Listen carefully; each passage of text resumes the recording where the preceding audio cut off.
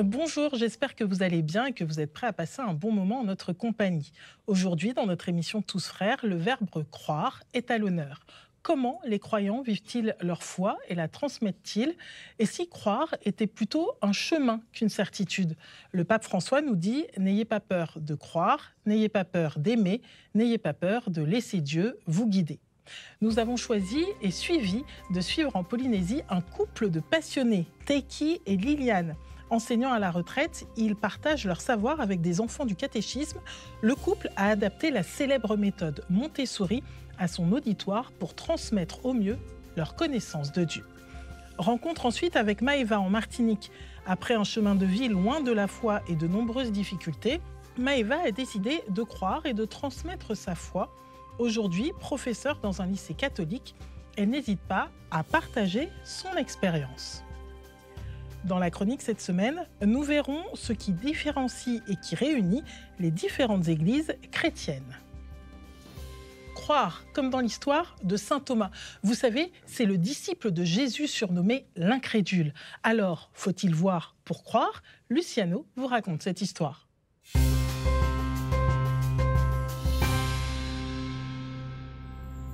Croire, comme dans l'histoire de Thomas. C'est ce que j'ai décidé de vous raconter. Alors, tenez-vous prêts et embarquez avec moi dans ce récit tiré de l'Évangile selon saint Jean. Un soir, le premier jour de la semaine, un homme, le voici, son nom est Thomas. C'est l'un des disciples de Jésus. Il se dirige vers la maison où ils se sont tous cachés depuis 2 jours, depuis la mort du Christ. Le cœur de Thomas est troublé depuis ce matin, depuis l'annonce de Marie-Madeleine. Elle aurait vu le Christ vivant. Mais Thomas, lui, n'y croit pas. Une fois arrivé à la maison, il entend une grande agitation. À peine rentré, les autres disciples lui disent « Nous avons vu le Seigneur !» Mais Thomas, lui, n'y croit pas. Les amis de Thomas lui racontent tout ce qu'il vient de se passer. L'entrée mystérieuse de Jésus alors que les portes étaient fermées. Son côté, ses mains, ses paroles, son souffle. Mais Thomas, lui, n'y croit pas. Il proclame même « Si je ne vois pas dans ses mains la marque des clous, si je ne mets pas mon doigt dans la marque des clous, si je ne mets pas ma main dans son côté, non, je ne croirai pas. » 8 jours plus tard, on retrouve tous les disciples enfermés dans cette même maison. Voici que Jésus, ressuscité, vient au milieu d'eux. Il dit « La paix soit avec vous ». Puis, il dit à Thomas « Avance ton doigt ici, et vois mes mains. Avance ta main, et mets-la dans mon côté. Cesse d'être incrédule, sois croyant. » Alors Thomas proclame « Mon Seigneur et mon Dieu ». Jésus lui dit « Parce que tu m'as vu, tu crois? Heureux ceux qui croient sans avoir vu. » Ainsi, Thomas était un disciple qui avait le cœur lent à croire, un disciple qui en vérité nous ressemble. Mais sa rencontre avec le ressuscité a fait jaillir de son cœur un acte de foi si fort qu'on en parle encore aujourd'hui. Et croyez-moi, elle est aujourd'hui avec nous. Encore une fois, avec plaisir. Bonjour Aurélie. En cœur, s'il vous plaît. Alors, direction Aurélie, si vous le voulez bien, la Polynésie, plus précisément, du côté de Pirae et d'Aroué, c'est ça? Magnifique. Merci beaucoup. À la rencontre de personnes qui aiment transmettre leur expérience de Dieu grâce à une célèbre méthode. La célèbre méthode, c'est la méthode Montessori. Vous en avez peut-être entendu parler. C'est du nom de Maria Montessori, une médecin italienne qui a développé une forme d'éducation alternative. Ça date de 1907. Le principe, s'appuyer sur l'observation de l'enfant et de son expérience pour adapter son apprentissage et le rendre plus libre. Vous en avez déjà entendu parler, Muriel, Ah oui, pas? évidemment, mais plus du côté de la transmission de l'enseignement dans les écoles, pas du côté religieux. Eh bien, cette méthode a été adaptée par une Canadienne pour la catéchèse. Ces référents en Polynésie, nous les avons rencontrés. C'est Teiki, vous le voyez juste ici, et sa femme, Liliane. Alors, ils étaient enseignants. À la retraite, ils ont décidé de développer cette nouvelle forme de pédagogie au caté. Comment apprendre la foi aux enfants? Une découverte différente permet-elle de croire aussi différemment? Reportage d'Yvon Le Gall.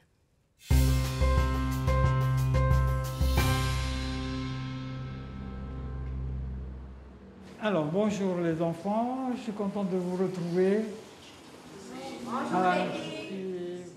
À la paroisse de la Sainte Trinité de Pirey, c'est vacances studieuses pour ces adolescents. Teiki Frébeau, 75 ans, leur dispense des cours de catéchisme. Je vais commencer par une question. Alors, pour vous, c'est quoi un obstacle?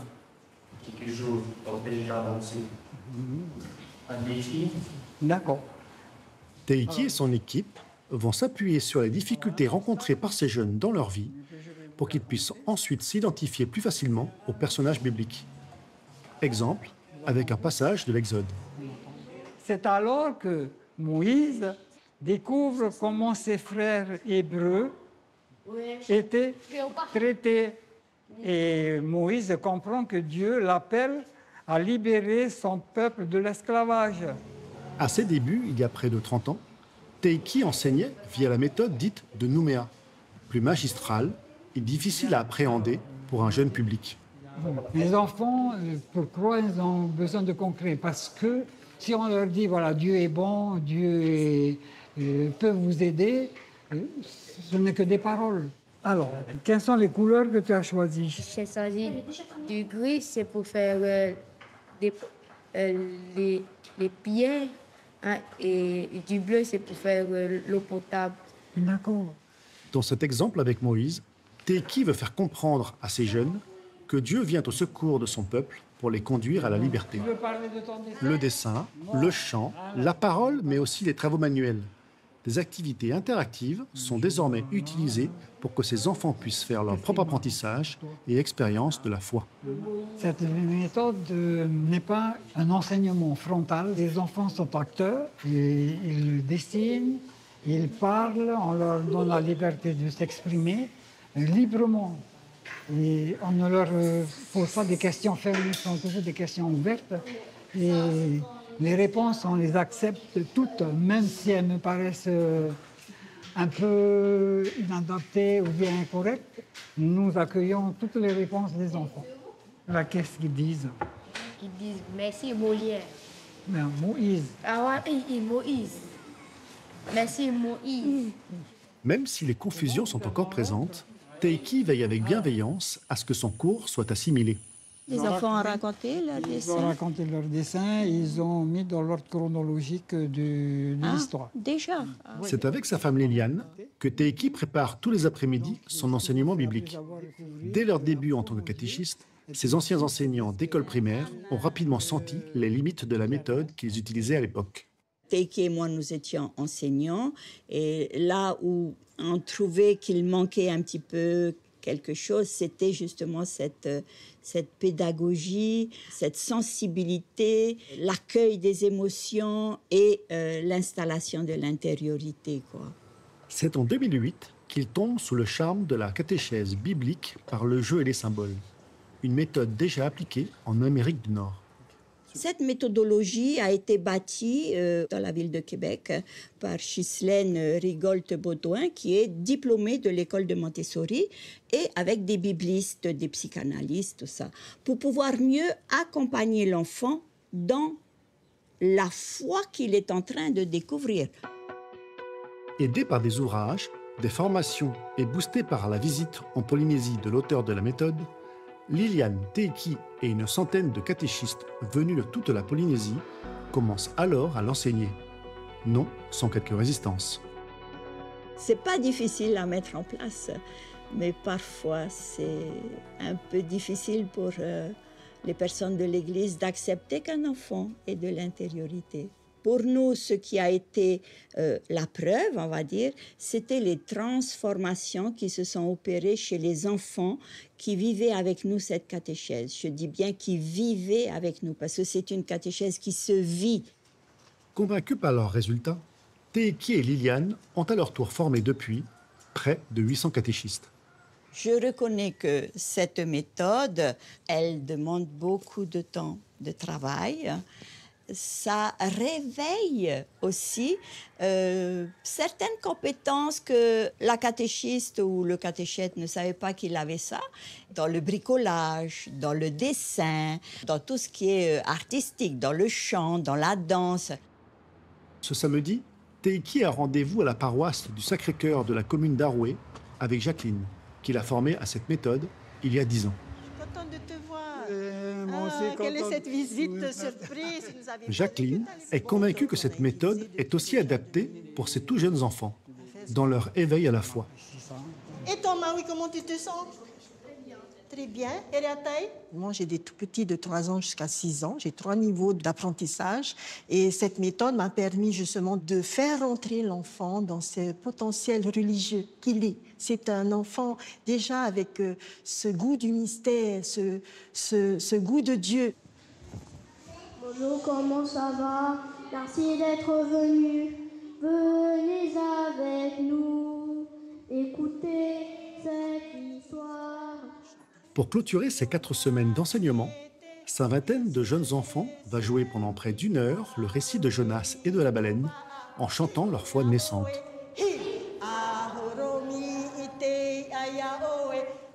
Pour le plus grand bonheur des parents et de Teiki. C'est la joie, c'est bien que les enfants, quand ils vivent ces situations-là, ils trouvent que la catéchèse, c'est quelque chose de bien et porte beaucoup d'intérêt. Et ils ne s'ennuient pas à la catéchèse. Et on s'amuse.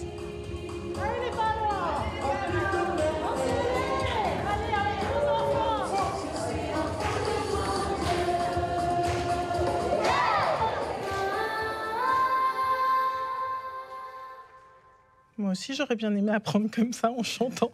Allez, direction maintenant la Réunion, du côté de Saint-Denis, à la rencontre de notre invité, le père Rodolphe Aymar, délégué diocésain pour la catéchèse et le catéchuménat. Bonjour et merci d'être avec nous. Alors justement, quelle est votre mission exacte au niveau du diocèse de la Réunion ?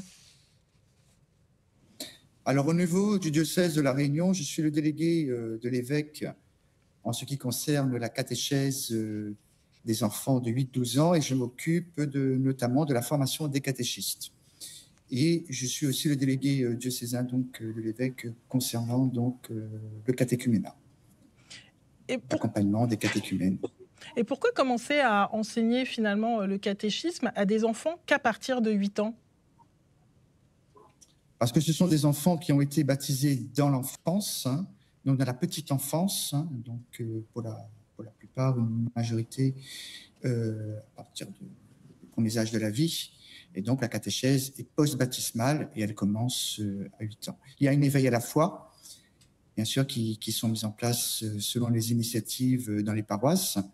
Et ensuite, il y a une catéchèse vraiment pour les 8-12 ans, donc pour permettre aux enfants d'être catéchisés et de pouvoir ensuite cheminer vers le sacrement de l'Eucharistie et de la confirmation. Et quelle est votre définition personnelle de la foi ? La foi, c'est avant tout un don de Dieu, mais la foi, c'est surtout une rencontre avec le Christ.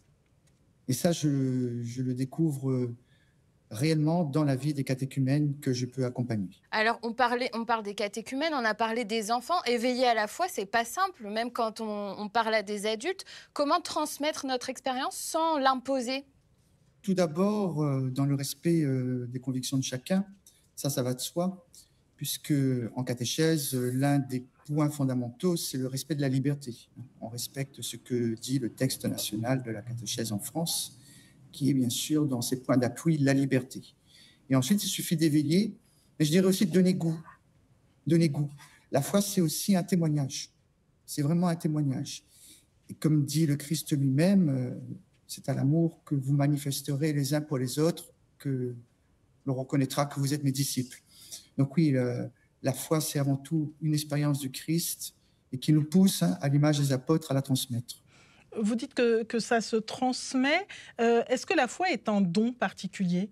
C'est un don de Dieu. Ça fait partie vraiment des vertus dites théologales que nous recevons au baptême, hein, la foi, l'espérance et la charité. Mais si c'est un don de Dieu, pourquoi il faut la faire grandir alors ? En tout cas, dans le cadre des enfants qui commencent leur catéchèse à partir de 8 ans, puisque c'est à partir de 7-8 ans qu'on parle vraiment de l'âge de raison.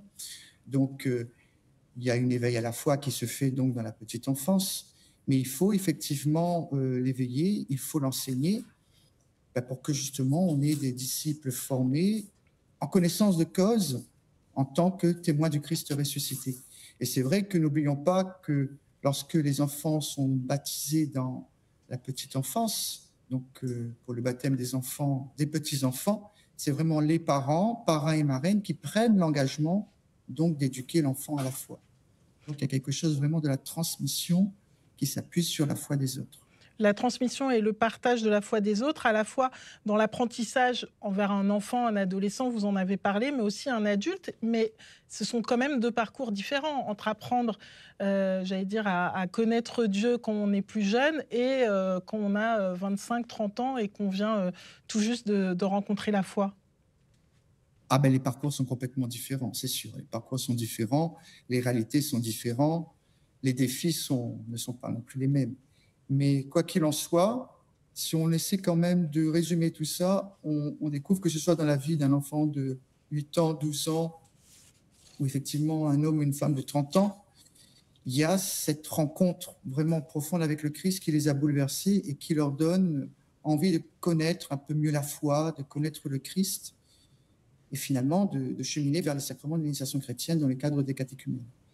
Et est-ce qu'on a besoin de signes pour croire comme saint Thomas dans l'histoire de Luciano au début de l'émission? Ah ben, le Concile nous invite à scruter les signes des temps. Donc oui, bien sûr qu'on a ces signes. On a ces signes, les signes des temps, à travers les événements, à travers les rencontres que nous faisons, mais surtout, bien sûr, en méditant la parole de Dieu et en se mettant sous le regard de la parole de Dieu, en relisant tous les événements de nos vies à la lumière de la parole de Dieu, sûr que Dieu nous fait des signes de l'Esprit Saint pour savoir quelle route prendre. Mais justement, quelle route prendre? Vous nous avez parlé de Dieu, certes, mais aussi de l'autre qui peut nous éclairer notre chemin. Pendant le temps du catéchuménat, on insiste beaucoup sur le témoignage de la communauté. L'appui donc des frères aînés, des grands frères, des grandes sœurs dans la foi.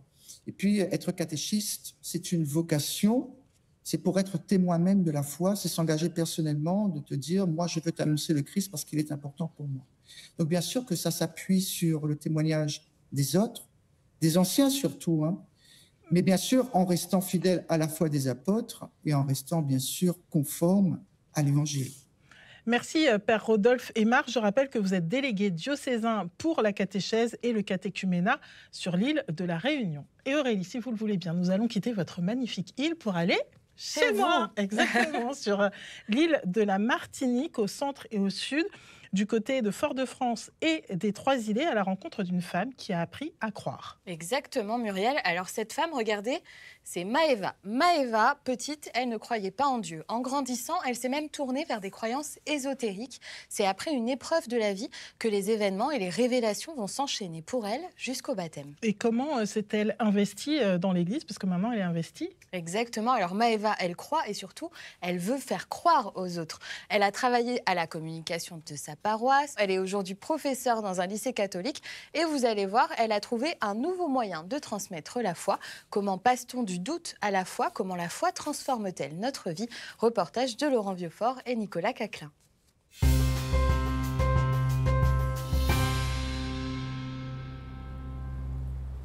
Heureux est l'homme qui n'entre pas au conseil des méchants, qui ne suit pas le chemin des pécheurs et ne siège pas en compagnie des moqueurs. Alors en fait, le psaume 1, c'est un héritage de ma maman.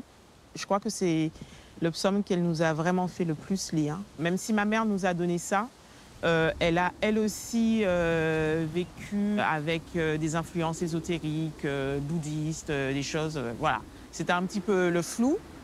Le week-end pascal 2015, j'ai ma cousine Sophia qui m'appelle.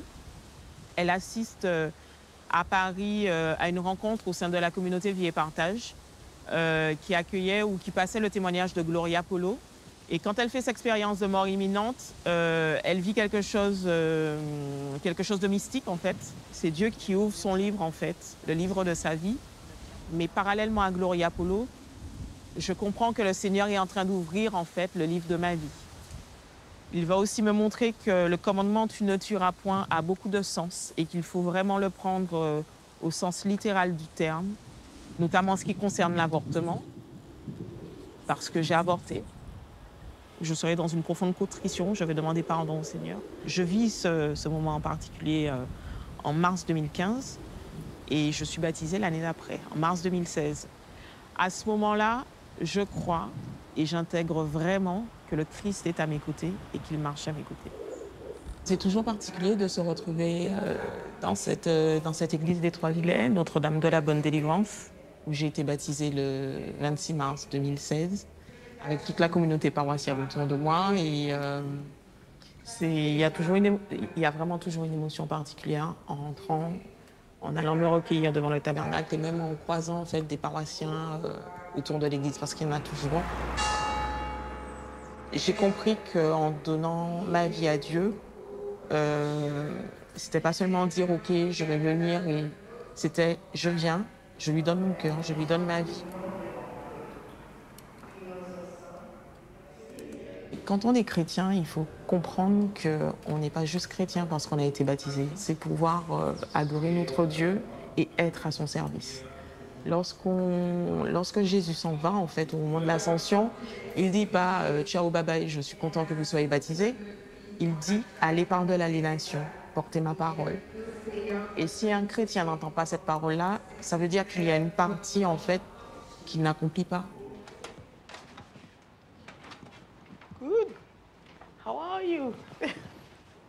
Aujourd'hui, en 2025, pour porter la bonne nouvelle, la chance que nous avons et qu'on n'avait pas il y a 20 ans, c'est de pouvoir justement utiliser Internet. Et Internet, c'est ce continent que le pape d'ailleurs nous invite à évangéliser. C'est le plus grand continent qui existe et qui a besoin de notre présence, nous, en tant que chrétiens. Alors aujourd'hui, nous allons aborder la question brûlante. Comment vis-tu ton baptême au jour le jour? Je fais ce que Jésus nous a demandé de faire. Et après, quant à savoir si cette personne croira un jour ou non, même si je suis fortement dans cette espérance, c'est quelque chose qui appartient à Dieu. Et là-dessus, je reconnais quand même ma petitesse. Mais moi, je fais ma part. Punaise, mais je parle en anglais.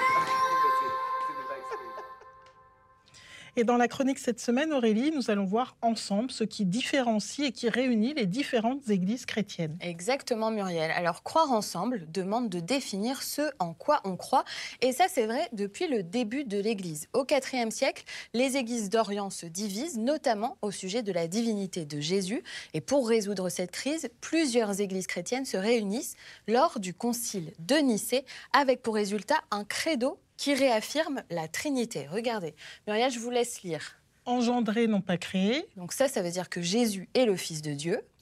Consubstantiel au Père. Consubstantiel ou de même nature que le Père, donc Jésus est Dieu lui-même. Je crois en l'Esprit Saint, avec le Père et le Fils, il reçoit même adoration et même gloire. Voilà, tout ce qu'on dit sur l'Esprit dans le Concile de Nicée, c'est pour montrer sa divinité. Avec le temps et jusqu'à aujourd'hui, d'autres églises chrétiennes sont tout de même apparues. Exactement, Muriel. Au fil des siècles, les divergences théologiques ont conduit à des séparations des chrétiens en différentes églises. Il y a désormais 3 branches principales du christianisme, les protestants, les catholiques et les orthodoxes. Oui, mais vous avez parlé tout à l'heure de concile de Nicée. Si tout le monde y croit, pourquoi il y a des différences? Avec notre super graphiste Sylvie, regardez, on vous a préparé des petits schémas. Là, ici, on a les petites différences des principales églises chrétiennes. Alors, on va commencer par la source d'autorité. Elle est ici dans cette bulle-là, qui est juste à côté des églises. Alors, pour les 3, il y a évidemment la Bible, donc vous le voyez, ici chez les protestants, ici chez les orthodoxes et les catholiques. Mais contrairement aux protestants, les catholiques et les orthodoxes reconnaissent aussi une tradition construite au fil des siècles. C'est l'enseignement de l'Église, représenté ici par les évêques catholiques et orthodoxes. D'accord. Et pourquoi chez les églises catholiques et orthodoxes, il y a différentes représentations de la Vierge? Alors ça, c'est pour parler de la prière, Muriel. Alors, la prière, chez les chrétiens, globalement, elle est toujours dirigée vers Dieu. Ça, c'est sûr. En revanche, chez les catholiques et les orthodoxes, on peut s'appuyer sur l'aide ou l'intercession de la Vierge Marie, donc chez les catholiques et les orthodoxes ici, et des saints également, pour porter sa prière à Dieu. Ici, regardez, par contre, chez les protestants, on ne s'adresse pas ni aux saints ni à la Vierge Marie. On s'adresse directement à Dieu par le Christ. Ensuite, je peux vous parler des sacrements. Donc, vous voyez ici, les catholiques et les orthodoxes reconnaissent les mêmes 7 sacrements. Les protestants, eux, ne reconnaissent comme institués par Jésus que 2 sacrements, l'Eucharistie et le baptême. D'accord. Et chez les catholiques, je vois que vous avez mis le pape Jean-Paul II. Pourquoi il est là? Alors, je l'ai choisi un peu parce que c'est le pape de mon enfance, en fait. Mais bon, c'est pour vous parler des figures d'autorité religieuse. Le pape, c'est le chef de l'Église catholique. Chez les orthodoxes, chaque patriarche que vous voyez sur cette bulle ici, Muriel, voilà, eux, ils sont chefs de leur Église, mais il n'y a pas de patriarche au-dessus des autres. Chez les protestants, là, vous commencez à comprendre la dynamique. Il n'y en a pas de figure d'autorité, exactement. Jésus et la Bible. Autre que Jésus et la Bible. Bien expliqué. En résumé, malgré les différences, ce qui réunit les églises chrétiennes dans leurs croyances est plus important que ce qui les sépare. Par le dialogue œcuménique, ces églises sont aujourd'hui à la recherche de l'unité autour du Christ. Merci Aurélie. Le présentateur du Jour du Seigneur, David Milla, a écrit un livre, et oui, figurez-vous, qui s'appelle « La force de croire ». À travers des rencontres et des parcours de femmes et d'hommes, eh bien, le journaliste explore avec ses témoins des voies pour croire, notamment en son prochain, des témoignages donc à retrouver aux éditions du Cerf. Et puis sur le site du Jour du Seigneur, rencontre avec ces visages de la foi, différentes figures vous sont présentées à travers nos territoires ultramarins, à Mayotte, aux Antilles, en passant par la Polynésie, rencontre avec ces hommes et ces femmes qui ont partagé leurs expériences de vie. Et vous pourrez retrouver cette émission et toutes nos autres émissions sur notre site internet avec des contenus sélectionnés par la rédaction. Et vous, en quoi croyez-vous? On vous attend sur les réseaux sociaux de Tous Frères. Vous, Muriel, qu'est-ce que ça vous inspire, le verbe croire, alors? Eh bien, moi, j'avoue que petite, je pensais que tout le monde croyait, si bien que quand ma copine Karine m'a dit qu'elle ne croyait pas, j'étais très triste. Je suis allée voir mon père qui m'a expliqué le pourquoi il y avait des croyants ou des non-croyants. Et tout ce que je sais, en tout cas, c'est que je crois que tout ira bien et que finalement, j'ai foi en la vie pour que tout se passe pour le mieux. C'est beau, magnifique. Merci. Moi, comme je suis née à La Réunion, c'est vrai que j'étais plus choquée en arrivant ici de rencontrer des non-croyants que des croyants, quelle que soit leur religion. Ça, c'était vraiment étonnant. Et puis finalement, en grandissant, je me rends compte que finalement, tout le monde croit en quelque chose. Ça peut être en Dieu, évidemment, ça peut être en l'humain, ça peut être en la nature.